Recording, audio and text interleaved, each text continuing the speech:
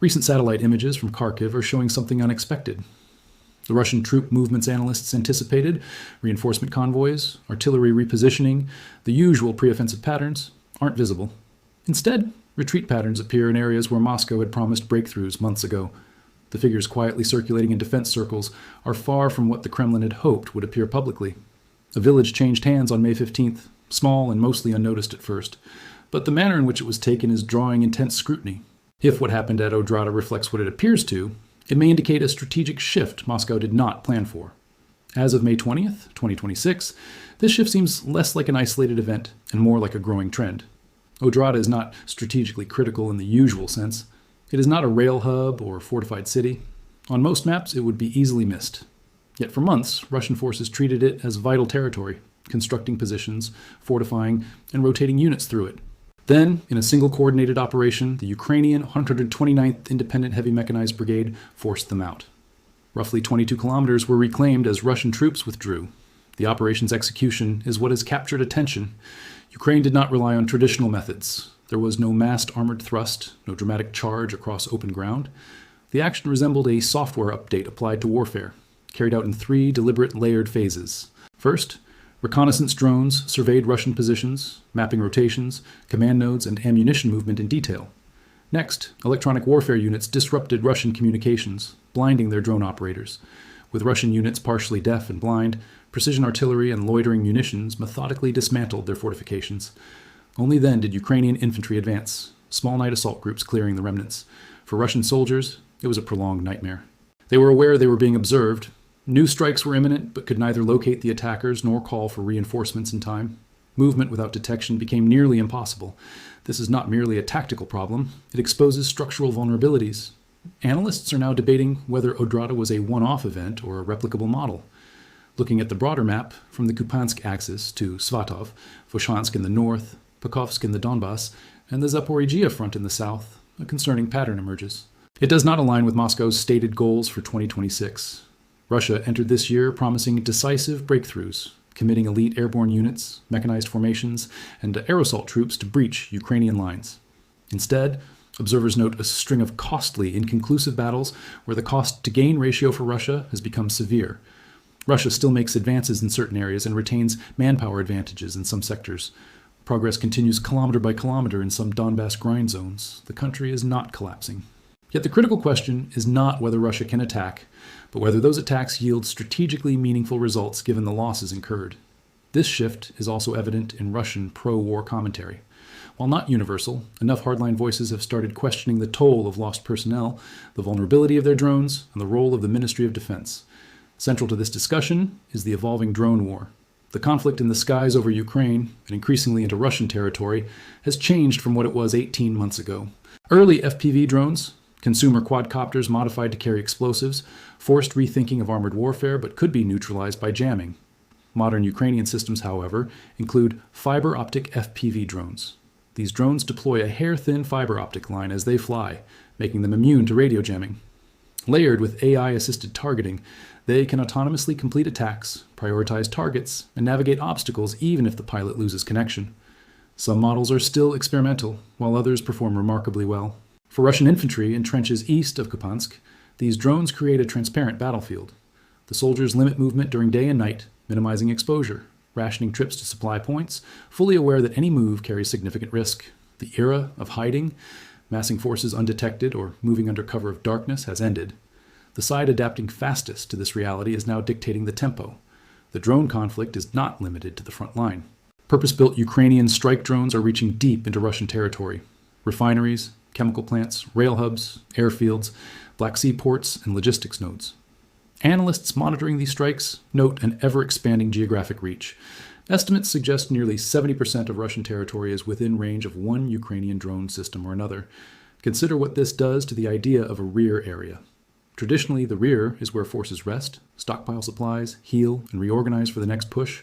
The rear is meant to be safe. If the rear isn't safe, it ceases to exist. You effectively have a longer front. Russian planners are now forced to defend infrastructure never meant for defense. Refineries critical to the war economy, rail lines moving ammunition, storage depots holding equipment destined for the front, all have become targets. Every defensive system committed to one site cannot be deployed elsewhere. The cost of this symmetry is stark. A long-range Ukrainian drone may cost a few $1,000s, while the refinery it damages is worth hundreds of millions. The air defense system required to reliably stop it costs many times more than the drone. Once you assign protection to Refinery A, Refinery B becomes vulnerable. Russia does not have enough Panzer systems to cover every target, nor sufficient trained crews or missiles in storage. The strain eventually falls on the production line. Russian refining capacity has reportedly been disrupted at multiple facilities through the spring.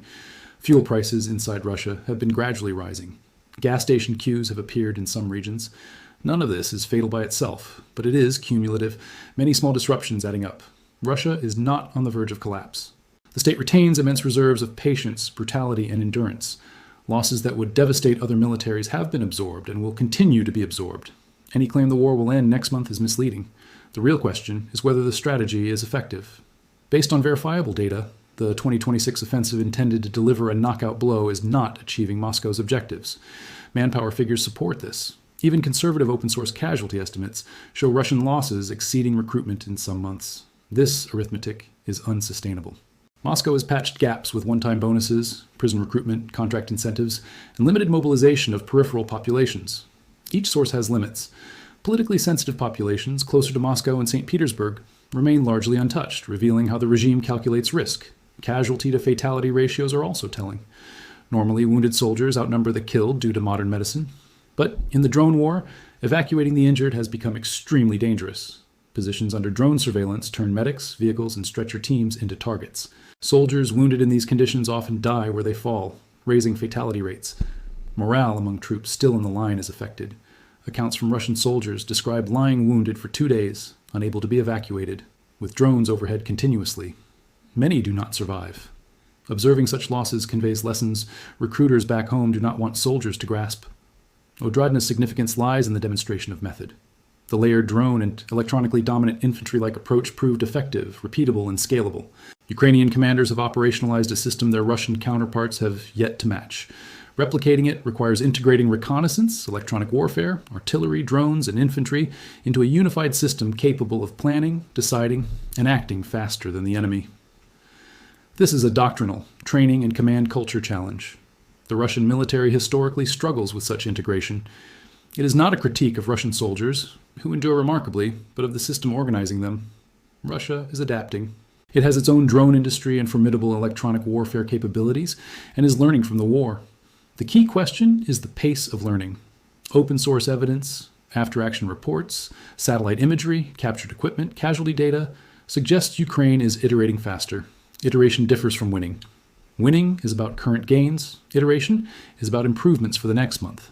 A force that iterates faster eventually begins to win, even if daily maps do not yet reflect it. For a U.S. audience, this matters because the Ukraine war has become politically polarized. Some advocate sending more aid, others less, some want to stop entirely. The battlefield reality should inform policy views. Current evidence contradicts the narrative that Ukraine is exhausted and Russia is winning by inertia.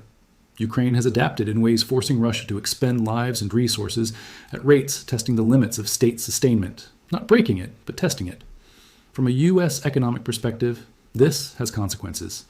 Energy markets, defense stocks, and military technology observers care.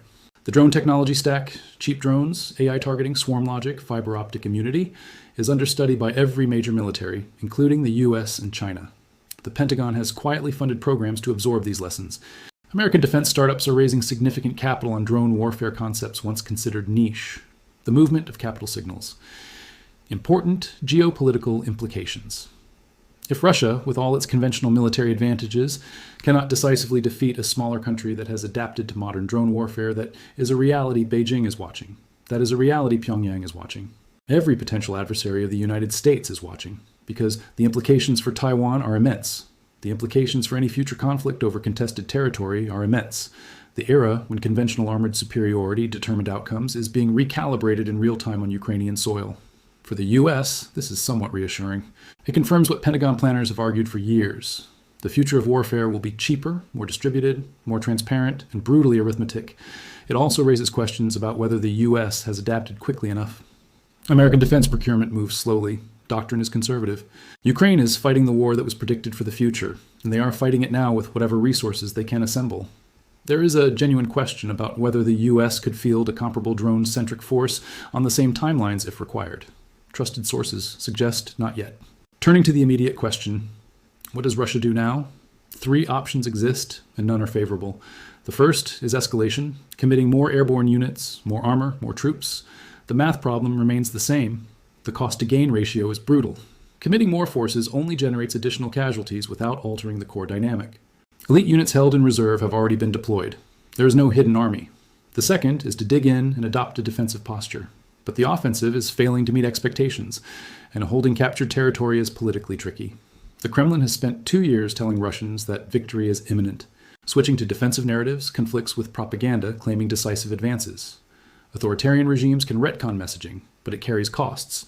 The third option is negotiation, not surrender. Negotiation would occur from a position stronger than what Ukraine could demand a year ago, but weaker than Russia expected in 2026.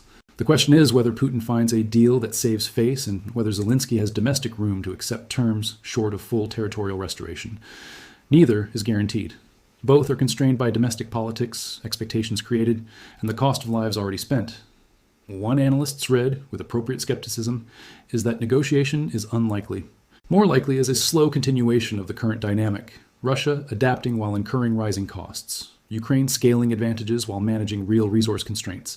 Ukraine faces casualties, political pressures, and war fatigue too. The conflict is not one-sided, but the trajectory matters. 6 months ago, mainstream Western media predicted Russia would grind forward through 2026, and Ukraine would run out of options. That narrative is not matching evidence. Future outcomes remain uncertain. Wars are unpredictable, humbling even the best analysts. As of May 20th, 2026, the situation differs from expectations. One important factor is Russian internal discourse. Pro-war hardliners in Russia have been quietly splintering. Telegram channels show criticism of specific commanders, generals, bureaucrats, and corruption in ways previously dangerous to express. They do not oppose the war, they favor a harder war, but they question its conduct. In authoritarian systems, internal criticism from regime loyalists can be more threatening than external opposition. Its political significance is uncertain. Predicting imminent collapse has repeatedly failed, but the fact the discussion is audible to Western analysts is notable. In the coming weeks, key developments to watch include whether the Ukrainian approach at Odrada is replicated elsewhere, whether Russia adapts electronic warfare to counter fiber optic drones, their main tactical vulnerability, and whether the long-range drone campaign against Russian infrastructure expands, or if Russia can harden its rear. Monitoring casualty rates, recruitment, fuel prices, mill bloggers, and any signals from Moscow about openness to negotiation will be critical. Wars never end neatly. They end messily, often unexpectedly, and hindsight makes outcomes appear predictable. We are amid it. We cannot see history as it will. We can only interpret signals honestly and acknowledge uncertainties. The lesson from Odrada is louder than the village's size suggests. It is not about the village itself, but the method, a way of fighting that, if sustained, shifts the arithmetic of the entire conflict. The Russian military entered 2026 expecting a knockout, only to find the punch failing as anticipated. For the last 2 years, Western capitals asked, can Ukraine hold? Can they survive Russian pressure? The assumption was that survival was Ukraine's best hope. What if the right question was different? What if it was whether Russia could continue paying the cost of trying to break Ukraine? They are separate questions, and the answer to one does not determine the other. We may be realizing slowly that the side assumed to be surviving is learning faster, while the side presumed inevitable may have been running out of time all along. Please leave your thoughts about this content in the comments below. Thanks for watching. See you in the next one.